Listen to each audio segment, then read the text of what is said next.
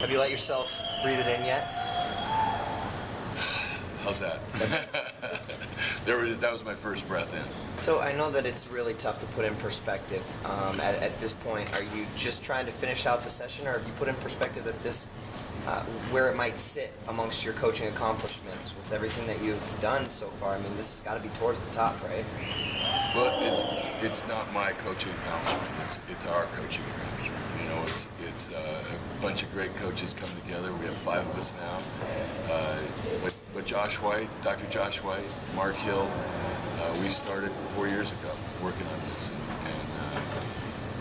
and the administration, the support of the administration, it comes from the top. You know, we were commissioned to be the leaders and the best, and we've been fighting to get there.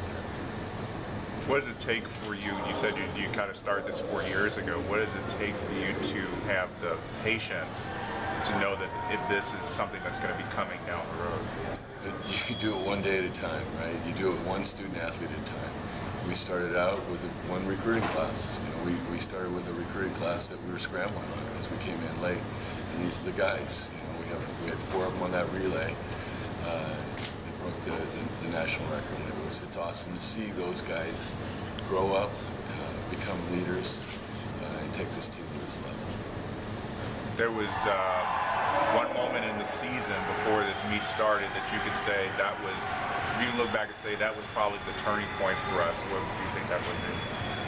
You know, we fought every meet, and that's the difference between, I think, our program and most other programs in the country. Is every time we stepped on the blocks, I asked the guys to give us 100%, whether they were racing a small team or a fast team. We raced, and we raced. And I think that made a big difference at the end of the season. Talk about swimming fast every single meet. It kind of led some of the people who were making predictions to worry that you guys had already gone your fastest, but you talked about it last week with me that you got to swim fast every meet, not just for your team, not just for the guys, but for the sport in general. Can you imagine if basketball players they decided to not go hard on a basketball game, right? I think swimming needs to take a different view. We need to swim fast. We need to swim fast not only for ourselves, but for our fans, to inspire what we're trying to do. I mean, we're trying to inspire a generation of young people who come out to the meets and see us swim. And I want them to see the best. And I want to give them the best that we have every time we get up on the blocks. Last time Michigan won an NCAA title was in '95 here at the Natatorium. It's been rumored there may be a petition out there to get this meet to stay here permanently.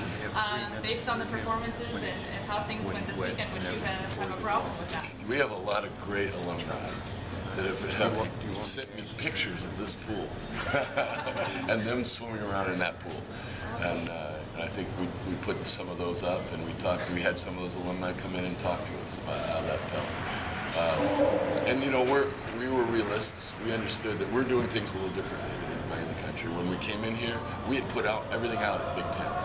And we knew that we were going to come against teams that didn't put out at their conference meets. And so when we came here, we didn't have a real confidence that we would win this. But we believed we could be in the top 3. With our at about the second day, I looked at the team and I said, all right, we've achieved our goal. We've gotten in the top 3. Now what do you want to do? And they looked at me like I was crazy. They said, we came here to win. And I said, okay, I'm okay with that. Let's win.